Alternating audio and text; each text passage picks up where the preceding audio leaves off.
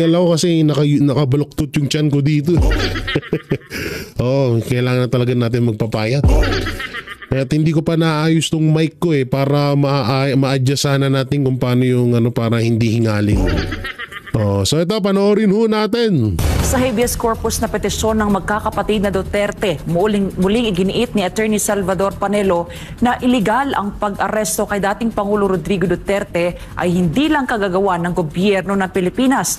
Kagagawan din daw ito ng International Criminal Court o ICC.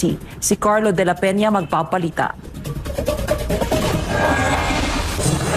Kung walang jurisdiction ng ICC na nakiusap sa Interpol na arestuin ang Pangulong Duterte, paano magkakaroon siya ng jurisdiction? Ang nagkikiusap na arestuin ay walang jurisdiction. Yung pinakiusapan, walang jurisdiction.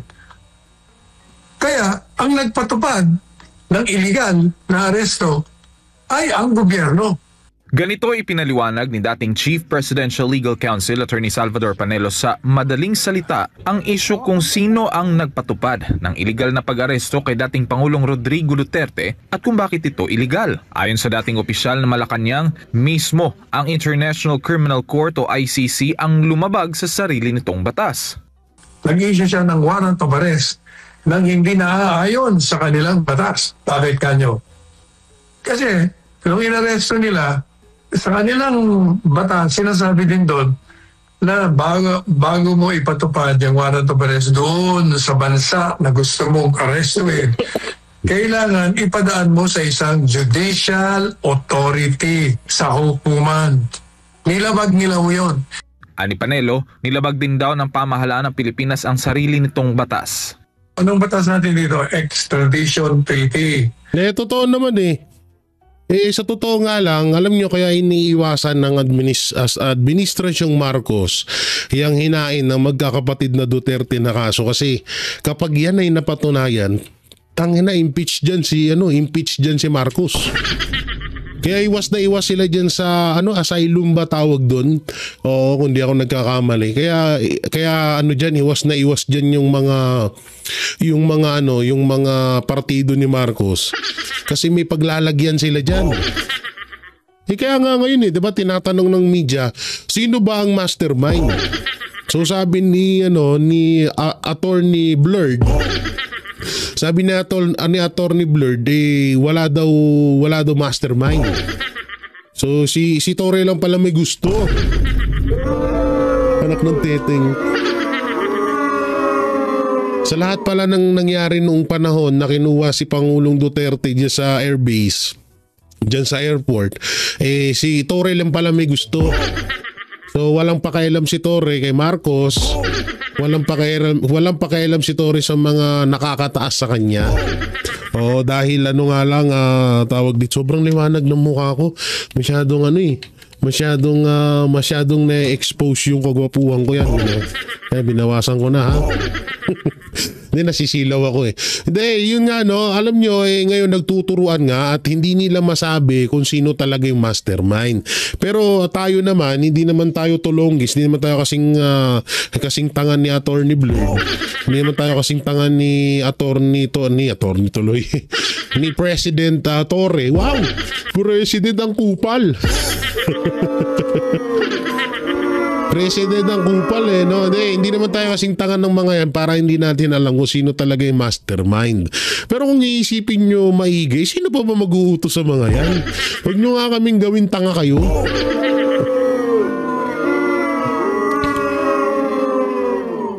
Huwag nyo nga kaming gawin tanga kayo. Obvious naman kung sino yung nag-uutos dyan. Huwag nyo nga kaming, ewan ko na lang talaga sa inyo bakit may mga ganyan kayong pag-iisip. Tuloy natin. Na ang isang mamamayan na tatanggalin mo rito sa Pilipinas at isusuko mo doon sa bansa na gustong usigin siya sa kanilang bayan sapagkat may ginawa kang krimen sa kanila. Sinasabi yung sa ating extradition law, kailangan maghain ka muna sa hukuman. So kahit anong tingin mo, talagang illegal ang aresto, illegal ang detention, illegal ang kidnapping. Lahat to illegal Kaugnay naman sa usapin ng paghahain ng petisyon sa Korte Suprema ng Habeas Corpus ay pinaliwanag ni Panelo na hindi naman daw ang pagkakaroon ng jurisdiksyon ng Korte Suprema sa ICC ang pinag-uusapan. Ang jurisdiction ng Korte Suprema doon sa gobyerno at sa mga opisyales na lumabag sa batas. Merong kapangyarihan ng Korte Suprema na utusan ng gobyerno sapagkat nilabag nyo ang karapatan ng dating Pangulong Duterte ay ibalik nyo yan dito sa amin at kayo'y magpaliwanag kung bakit nyo nilabag ang kanyang mga karapatan. Para sa Diyos at sa Pilipinas. Liwanag ho, no? Ang liwanag nung sinabi ni Atty. Sal Panelo, baka hindi nyo pa magets. Baka hindi nyo pa magets, ha? Hindi talagang kahit anong gawin mo talagang paliwanag dyan, alam nyo. Baliw, wala sa ayos sa pag-iisip or talagang may sapak sa utak na lang talaga ang maniniwala.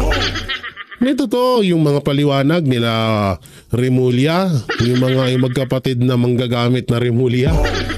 Ay, speaking of Remulla, grabe pala yan si si John Vic, no? Oo, biruin mo ha. Panahon pala, dati pala, ni Binay yan? Bataan. So nung wala na siyang mahita kay Binay, lumipat kay Duterte. Kay Duterte ba? Tama? Kay Pangulong Duterte. Tapos ngayon nawala na siyang mahita kay Pangulong Duterte. Anak ng Teteng, lumipat kay Marcos. Ang lupit mong kupal ka, ha? Nakaiba yung strategy nitong magkakapatid na to, no? Eto naman, ito yung panoorin naman natin tong video na to, no? Ito yung fake news. Ito sana aksyonan ho ito, ha.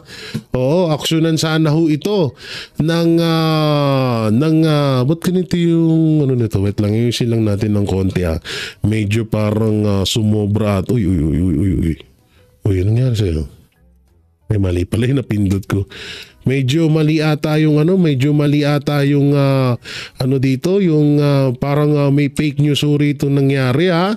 Oo, may ka-fake news na nangyari ho dito dapat ano po ito, aksyonan po ito ng congressman ng Congress, 'di ba? Galit kayo sa fake news. Sana sikasuhin niyo yung ibang mga mainstream media na nagpe-fake news ngayon. Kasi may puro dugtong ba, dagdag bawas ang balita nila. So kung talaga kayo ay neutral, aksyonan nyo rin yung mainstream media. Yung ibang mainstream media na nagpe-fake news ngayon. Hindi naman pwedeng puro vlogger na lang. Hindi naman pwedeng puro Duterte vlogger lang. Pati din yung mga Insamanda vloggers, nyo rin, tutukan nyo rin ba? Kakapal ng mga apog nyo. Okay, panoorin natin to. Ang nangyari noon kay Ninoy Aquino ay nagpapakita ng kapasidad na pwedeng gawin ng Administrasyong Marcos Jr. kay dating Pangulong Rodrigo Duterte. Ito ang sinabi ni Vice President Sara Duterte kasabay ng pagsagot sa ilang mahalagang issue. Si Anton Cero sa report! Hindi pinalagpas ni Vice President Sara Duterte ang pagkakataong sagutin ang mga birada laban sa kanya ng Kamara at Malacanang. Samantala, nagbigay naman ng update si VP Sara tungkol sa kasalukuyang sitwasyon ni dating Pangulong Rodrigo Duterte sa International Criminal Court o ICC Detention Center. Muling dinalaw ni Vice President Sara Duterte ang kanyang ama na si dating Pangulong Rodrigo Duterte sa International Criminal Court o ICC Detention Center sa The Hague, Netherlands. Ayon kay Vice President Sara, nakakapag-grocery si dating Pangulong Duterte sa loob ng pasilidad. Mayroon na rin anyang supply ng mga paborito nitong soft drinks na kanyang hiniling. Dumating na rin ang mga damit ng dating Pangulo mula sa Davao na inaasahang maibibigay sa kanya sa Martes. Habang nasa detention center, hinikayat niya ang kanyang ama na magsulat ng libro. Sabi ko, magsulat ka na lang ng libro and then when you get out, we'll sell it and make money out of it. And then he said na I'm too old to write a book. May mensahe rin ang dating Pangulo sa mga Pilipinong araw-araw na nagtitipon sa labas ng detention center upang magpakita ng suporta. He said now, ang message ko ay, if you are angry, you are allowed to say almost anything, and that is okay. Sa papalapit na kaarawan ni dating Pangulong Duterte sa Marso 28, tinanong si VP Sara sa plano nito. Ang suggestion ko sa kanila, maybe magkanya-kanya na lang tayo ng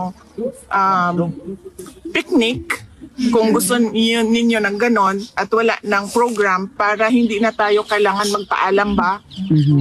Kasi it's not a rally, it's not a protest, it's just a birthday picnic.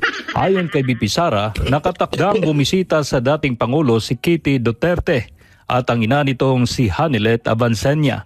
Posible ring dumating sa The Hague ang ina ni VP Sara na si Elizabeth Zimmerman sa Biyernes o Sabado. Sa ngayon, hindi pa raw buo ang defense team ng kanyang ama. Ang dito lang kasi sa ICC, hindi pa mabuo yung team kasi we're waiting for papers for other lawyers. So, yun yung kailangan ko matapos. And then, kailangan ko ma-introduce yung lawyer in charge for PRD inside and the outside world doon sa mga kapatid ko and sa kay Shelito para pwede na akong bumalik sa Pilipinas and then pumunta na lang dito kapag kailangan. Dagdag pa ni VP Sara, kasalukuyan silang bumubuo ng shortlist ng mga Pilipinong abogado na maaaring maging bahagi ng defense team ni dating Pangulong Duterte. Samantala, nilinaw ni VP Sara ang kanyang pahayag na maaaring matulad si dating Pangulong Duterte kay Ninoy Aquino sakaling umuwi ito sa Pilipinas. Binabasihan lang natin is kung ano yung nangyari noon. Nakita naman natin yung nangyari noon. Hindi naman na mabura kung ano yung nangyari sa kasaysayan. At ito ay nagpapakita kung ano yung kapasidad or capacity nila to do these kinds of things, including that extraordinary rendition where they took the former president from Philippine soil and brought him to The Hague. Sinagot din ni VP Sara ang pahayag ng palasyo na inihahalintulad umano ni dating Pangulong Duterte ang kanyang sarili kay Adolf Hitler at hindi kay Ninoy Aquino. Hindi naman si dating Pangulong Rodrigo Duterte ang nagsasabi na magiging Ninoy siya, Aquino.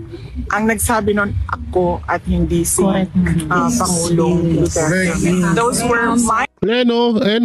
Katabi mo kasi yung mga fake news eh. Kaya sa bandang kanan mo, Ma'am Sara, bigyan mo nga ng isa yan. At binibigyan kasi ng isa yan eh, para manahimik. Ayan wala siyang kasi yung balita niya kasi, ang pinapalabas kasi nito mga hinayupak na to ng mga mainstream media. Parang hinahalintulad daw ni Pangulong Duterte yung sarili niya kay Ninoy Aquino. Alam nyo, napakalayo mga putang ina nyo. Ang layo, sobra. Huwag nga kayong assuming naman itong mga dilawan tayo na to. Masyado naman mga assuming to. Wala sa kalingkingan ni Pangulong Duterte yan si Aquino nyo. Lalo na yung anak. Ayan, nagpagawa ng tulay, walang ilog. Ay, nako. Alam nyo, yung nangyari nga, ang ibig sabihin ni Vice President Sara Duterte, yung nangyari. Yung maaaring mangyari. Maaari. So, in English, basta yun na yun. Layo, alam nyo, wag nyo ipagsiksikan yung Ninoy nyo, yung Aquino nyo kay Pangulong Duterte, sobrang layo. Una-una, senador lang si Aquino, si Senyor, yung namatay, no? Senador lang yun. Pangulo, dating Pangulo, si Pangulong Duterte, no? Pangulo yan, no? Tapos si Ninoy, una-una, matatawag na rin natin na paano ba? Ayoko naman sabihin na weak, gano'n. Pero parang una-una si Ninoy is kampon niya yung mga makakaliwa ngayon. Siya yung protector ng mga NPA, gano'n. Sabi nila yun, no? So, malayo pa rin kasi si Pangulong Duterte isa sa mga naging kinatakutan ng mga makakaliwa. So kung ano man yung sinasabi nyo na kaparehas or hinahalin tulad, walang ganun.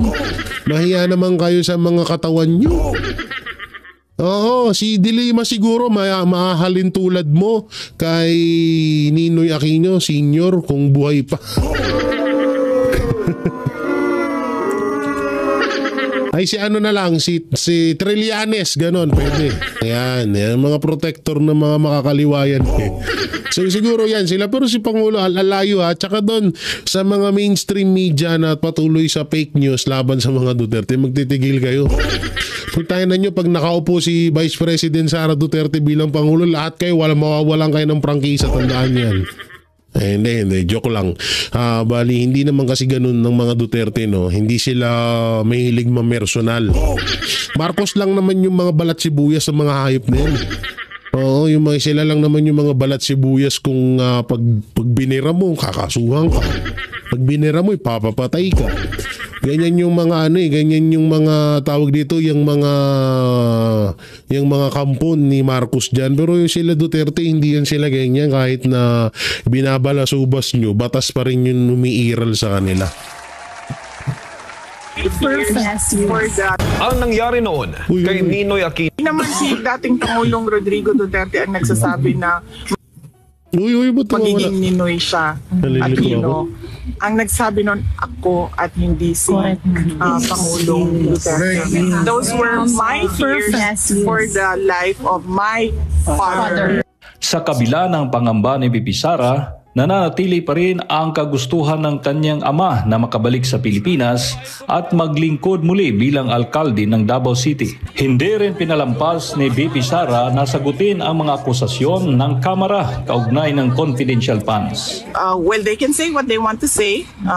Pwede naman na nilang yan sabihin. And ako din, nag-file na rin si Congressman Pantaleon Alvarez questioning the budget and what happened to the budget and constitutional infirmity and irregularities in the budget. And then I can say what I want to say. It doesn't have to be na dahil pinupuna ko sila sa ginagawa nila sa ating bayan ay kailangan ko din sagutin yung sinasabi nila.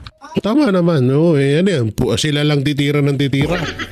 Sila lang yung babanat ng babanat, tangina nila eh. Yung na talaga sa totoo lang, yung na talaga magmura. Kaso kung ganyan palagi yung mga epal na congressman yung mapapanood mo, mapapamura ka. Totoo lang. Hindi, ito sa mga congressman, hayaan nyo na tanggapin nyo kung ano yung balik sa inyo. Kasi nagsasalita kayo eh. Hindi naman kayo bilong, hindi naman kayo kasali sa usaping ito na ikiepal kayo. Ngayon, kung babalikan kayo ng mga DDS vlogger or magbigay ng komento si Vice President Sara Duterte mapatungkol sa mga pinagsasabi nyong napupulot nyo sa Planet Nemi or galing sa planetang Mars yung mga kataga na sinasabi nyo sa mga press con nyo, tanggapin nyo yung balik namin. Huwag kayong balat sibuyas, anak ng teting, tapang-tapang nyo tapos balat sibuyas kayo. Huwag ganon. Pag bumira ka, bira, hayaan mo yun. Tignan nyo kami. Ito kaming mga banateros, ang daming bumabanat sa amin, mga vlogger. Pero, ganon lang. Ganon lang yung ano namin. Ganon lang yung ano namin na ang dumi mo. Parang nakakadiri. Ganon, niudura lang namin. Hindi namin sila dinidemanda. Hindi namin sila. Kasi kung hindi demanda namin, una gagastos pa kami sa kanila. Although may panggastos naman kami. Wow ha? Although may panggastos naman kami para demanda sila. Pero tsaka na, may tamang panahon para i-demanda sila. Pero itong mga congressman, salita kayo ng salita mapatungkol sa mga Duterte.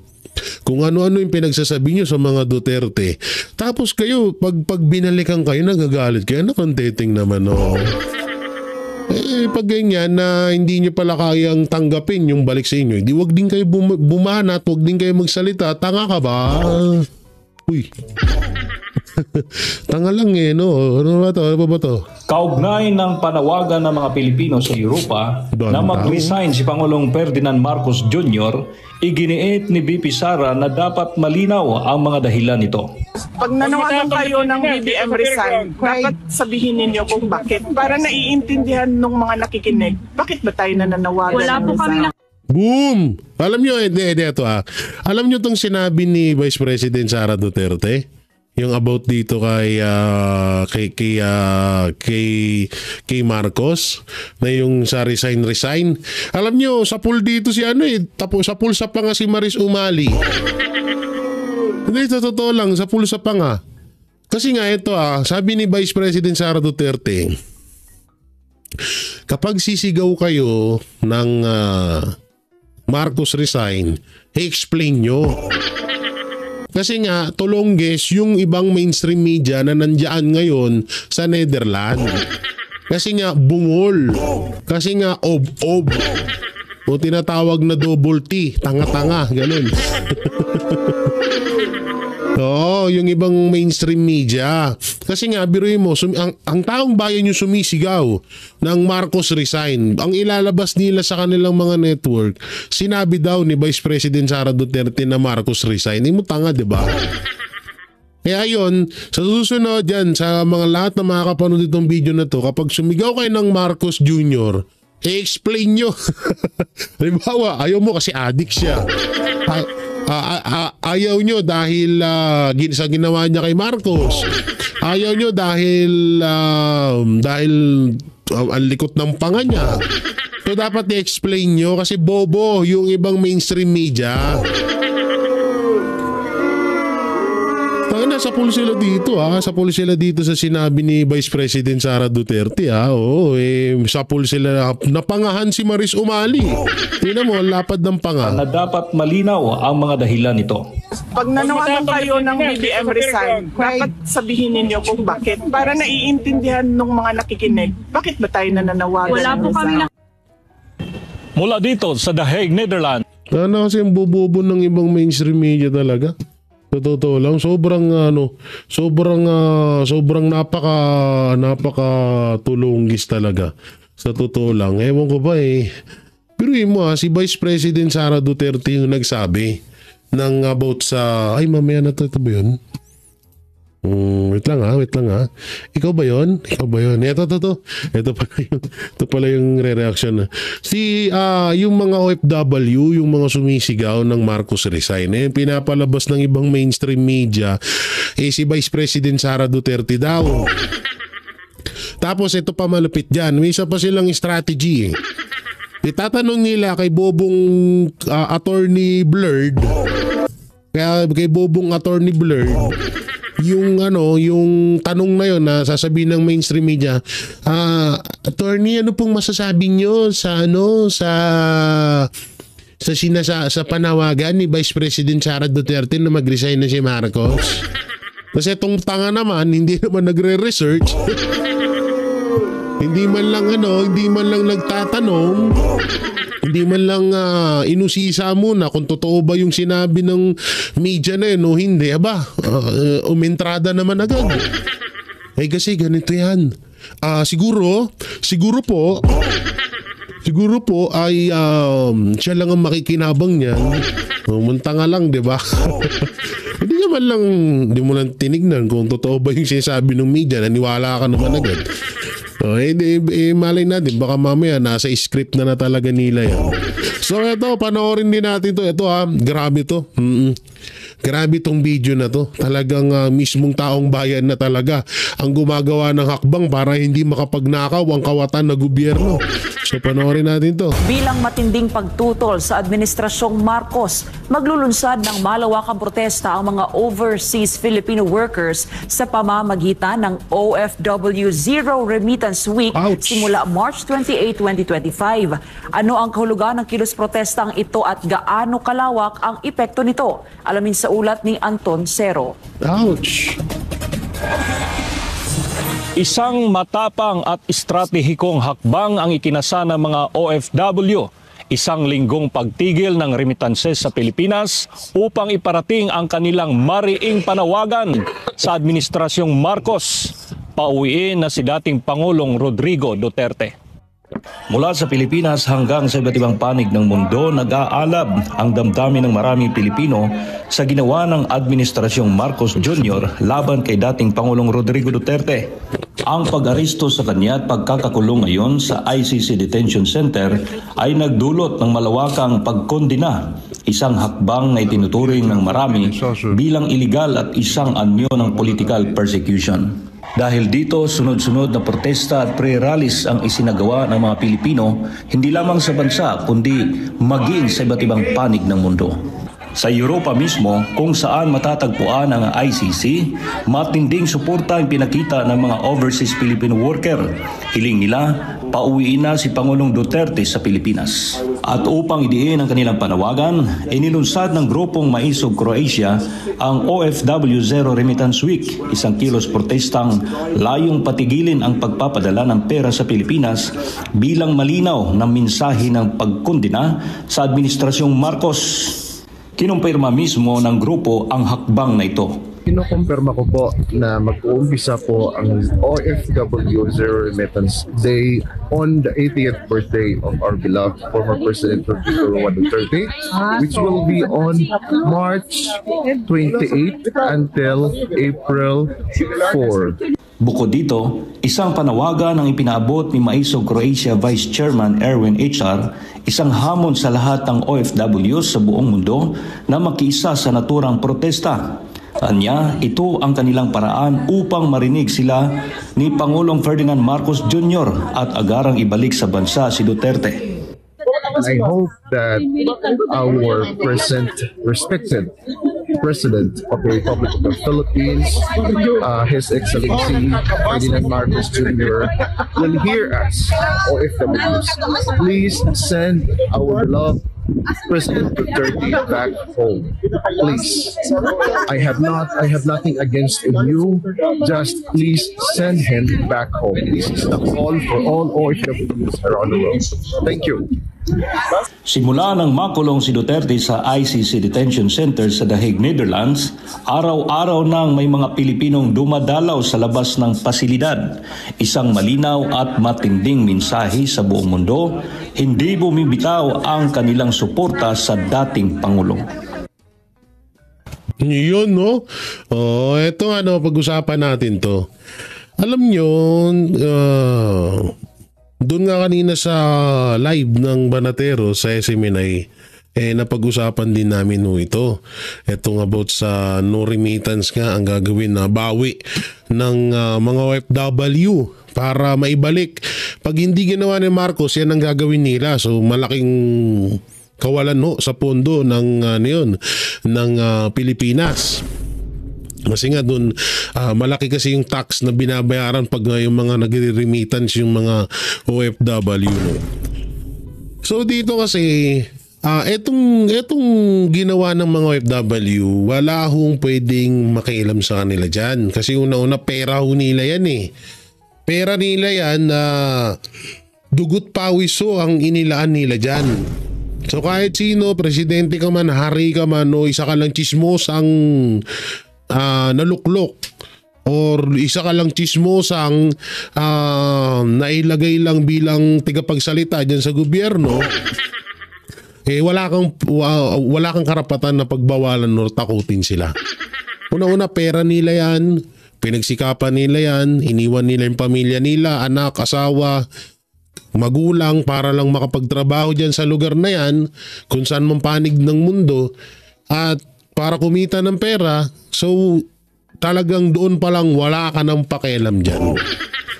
Kasi may may video itong si Attorney Claire na parang nananakot siya na hindi ko na para panoorin yung video na kasi sasagwa mo sa mukha nun. Pero yun nga, parang may pananakot yung administrasyon dito sa mga OFW na kesyo ganito, kesyo ganyan, pag di kayo nagpadala baka ganito mangyari. Una-una, kahit balik-balik na rin yung mundo, sige, mas maganda, sige, pauwiin nyo na lang sila dito lahat. Hindi lalong namulubi kayo. Kaya nga gustong magkagera ni Marcos Jr. sa China para maubos tayo dito. Para wala na siyang masyadong intindihin. Alam nyo, ito kahit anong gawin ng mga OFW sa pera nila, putang ina nyo, wala kayong pakialam dun, gago. Isaksak nyo sa mga kukulti nyo, mga namo, ha?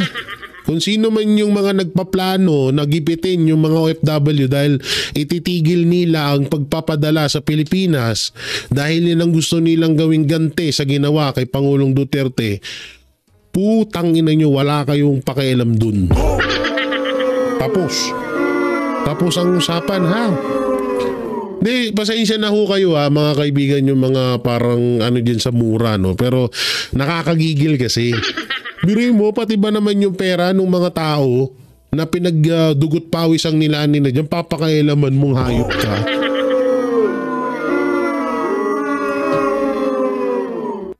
Kami ng Banateros eto kaming Banateros Brothers, nagcha-charity kami, off-cam.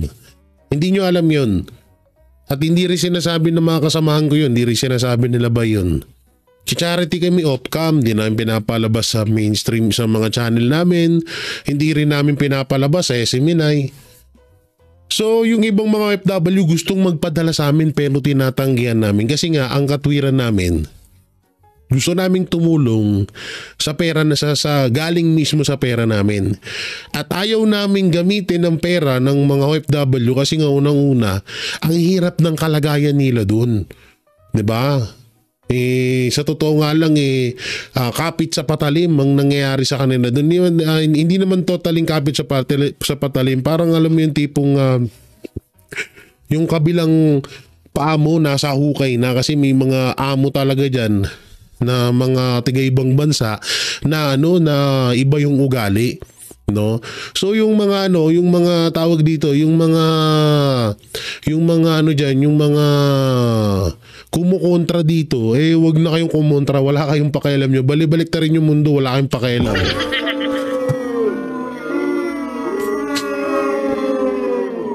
Samantalang dito na tayo. Oo, i-off na natin yan. Nasaan yan? Off na natin yan, Ito, dito tayo. Ito na, panawagan. Ito na, ito yung kinakatakot nila. Wait lang, check ko lang. Ito ba yun? Tingnan natin kung ito yun. Ito ba yun? Ito pala muna. Ito pala muna yung panoorin natin. Please. Pinaghahandaan na ng PNP ang posibleng malalaking mga protesta na ikakasa sa iba't ibang panig ng bansa para sa nalalapit na kaarawan ni dating Pangulo. Puta na, yung protesta pinaghahandaan pero yung mga adik hinahayaan. Palakpakan. Hoy, breaking news May balita ata na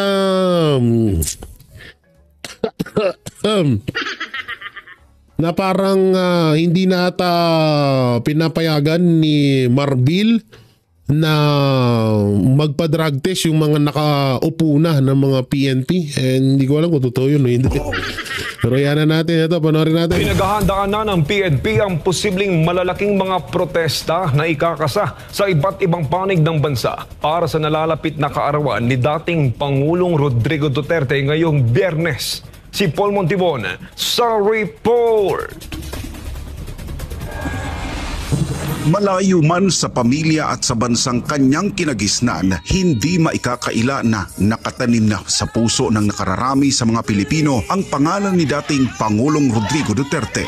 Lalong sumidhi ang emosyon at pagmamahal ng karamihan sa dating Pangulo matapos itong ipagkanulo ng gobyernong Marcos Jr. at ngayon nasa kamay na ng mga dayuhan para sa mga aligasyong laban sa kanya na hindi pa napatutunayan. Sa kanyang nalalapit na kaarawan ngayong Biyernes, Marso 28, inaasahan ang malakihang pagtitipon na gagawin ng iba't ibang grupo na sumusuporta sa dating Pangulo, partikular na sa lungsod ng Davao. Kaugnay nito, abala na ngayon ang PNP sa kanilang ilalatag na puwersa para siguruhing magiging ligtas ang mga dadalo sa mga aktibidad na gagawin para kay Tatay Digong. Tama po, Ma'am. Wow. Ano?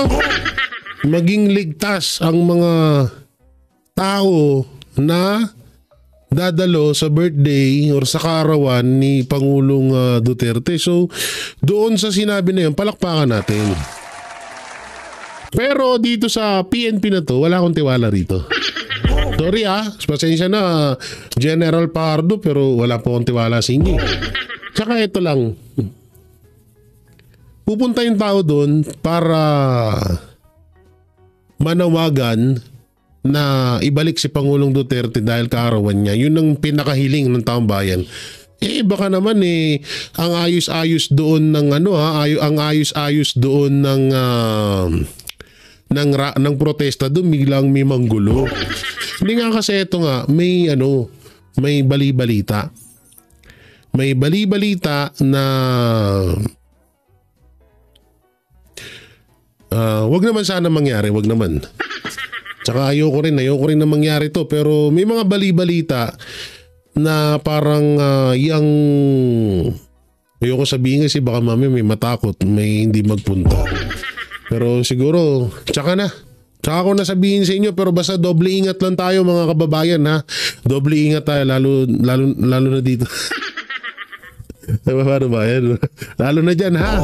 Mr. Bean, no? Yan po yung binigay sa atin na information na prayer rally po ang mangyayari po dyan.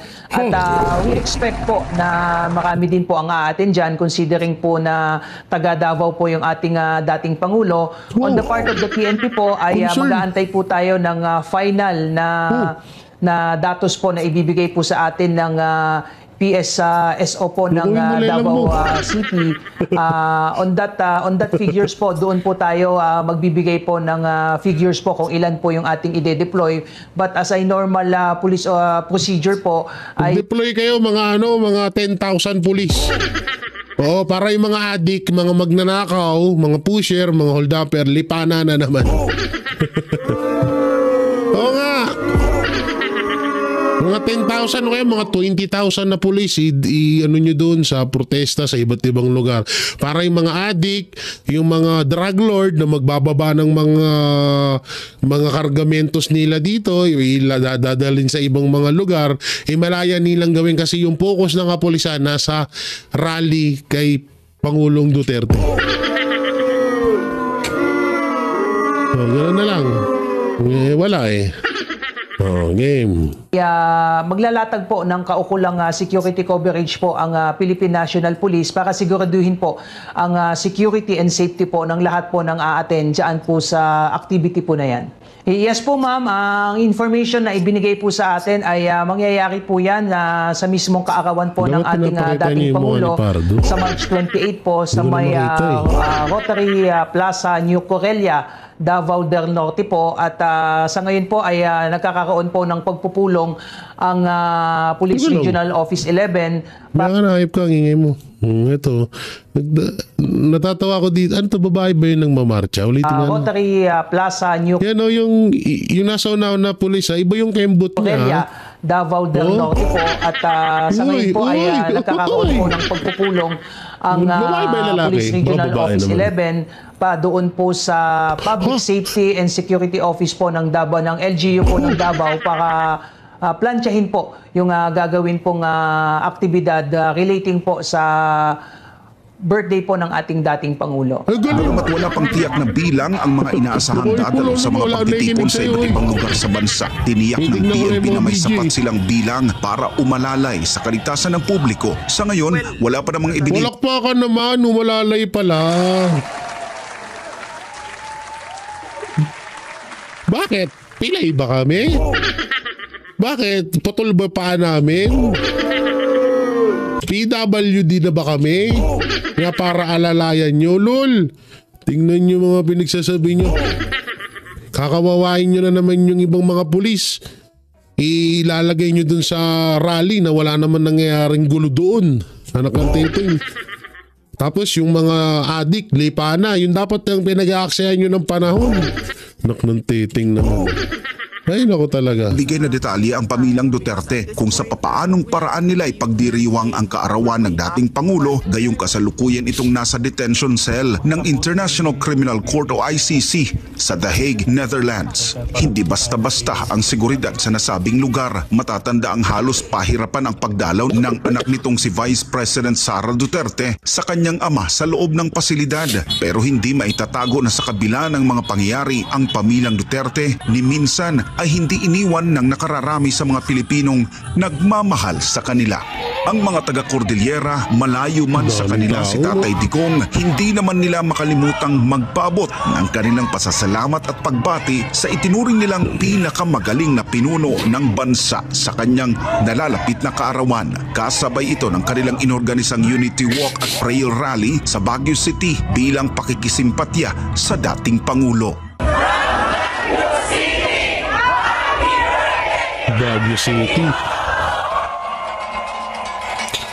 Alam nyo tong darating na 28. Ito na ata ang bubura sa kasaysayan dito sa Pilipinas at baka talunin pa kahit sa ibang bansa na birthday ng isang dating Pangulo na ganito kadami ang dadalo.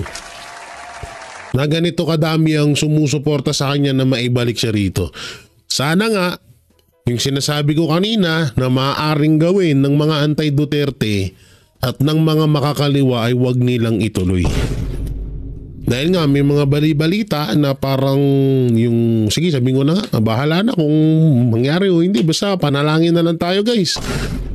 Na parang gagawin daw isa sa mga rally, hindi ko alam kung saang lugar, ng mga anti-Duterte na kung ano daw, parang Plaza Miranda bombing ang gagawin. So sana panalangin ho natin na na hindi mangyari yun at sana ay ipuin pa rin sila ng may ni Allah ni Allah na wag nilang gawin yun. Dahil mahirap yan. Ako po. Sana wag naman nung mangyari yun. No?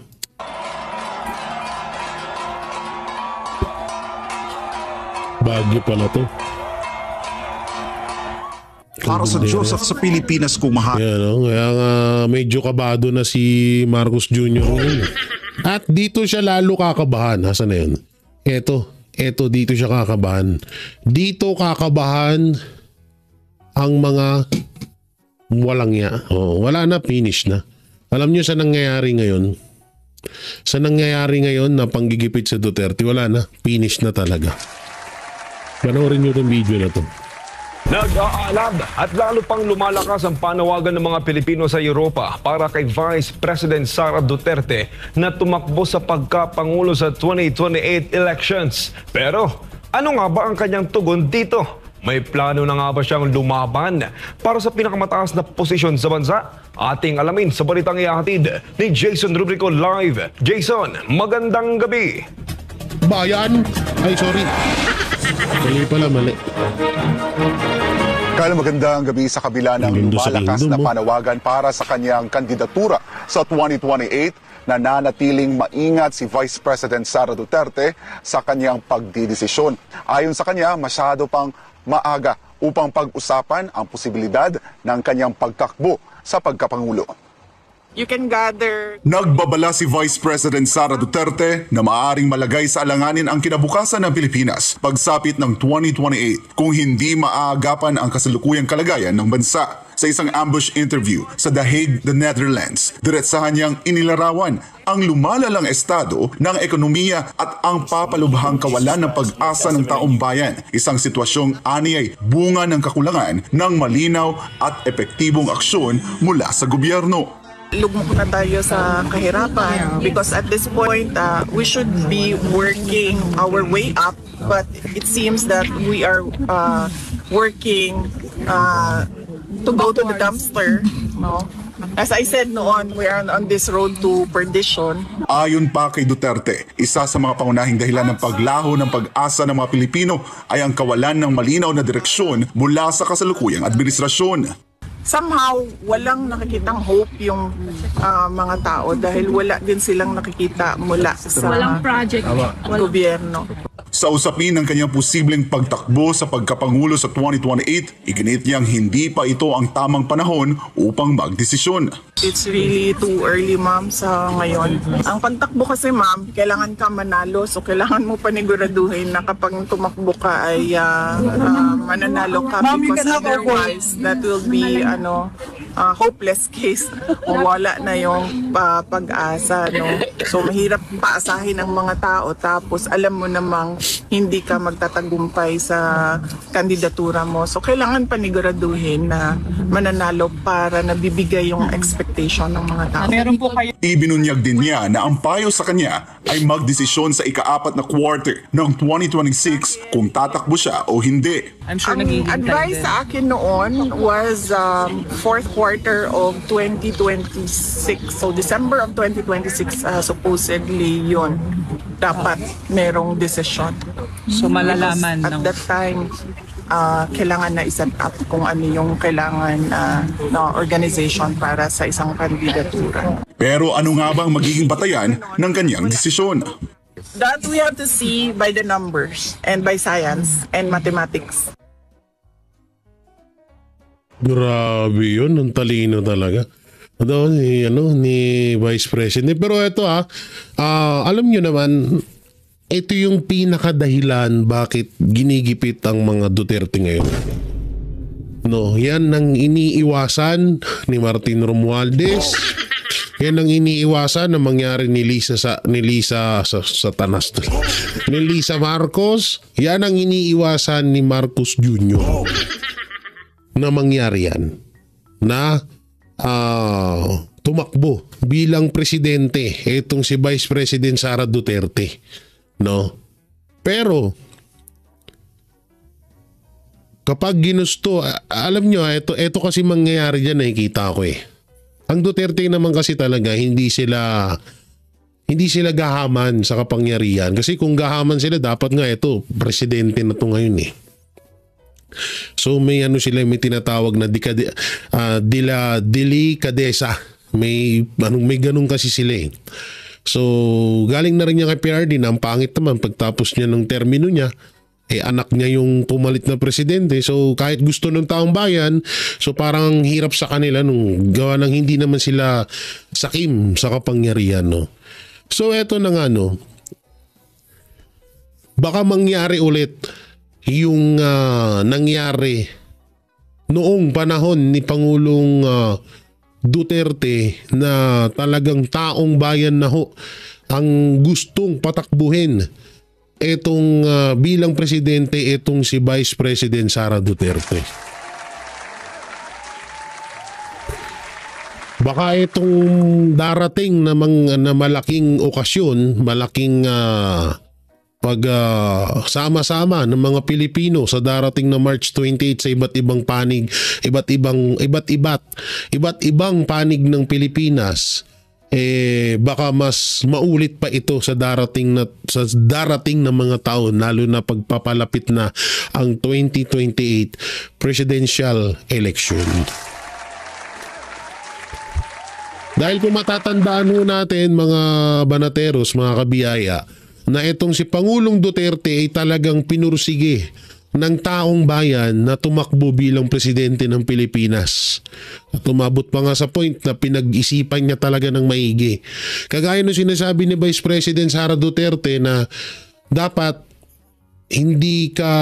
may sure ball ka ng mananalo, sure ball ka ng para hindi masaktan, hindi ma-offend yung mga taong sumusuporta sa'yo. So doon naman may point siya. Pero Vice President Sara Duterte, sana kapag ang taong bayan na ang magpursige at mag-push sa'yo na tumakbo bilang presidente ng Pilipinas, talagang gampanan mo na. Dahil siyempre, bago rin muna mangyari yun na maging presidente etong si Vice President Sara Duterte, ang una nating gawin mga kababayan ko, mga banateros, ay ipanalo po muna natin ng 10 kandidato ng mga Duterte. Hindi ko na siguro isa-isahin pa kung sino-sino yung mga yan, pero dapat ho nating maipanalo yan para maiwasan ho natin ang impeachment kay Vice President Sara Duterte. At kapag nangyari na maipasok natin yung 10 senador na ipinopromote or ikinakampanya ng mga Duterte, ay doon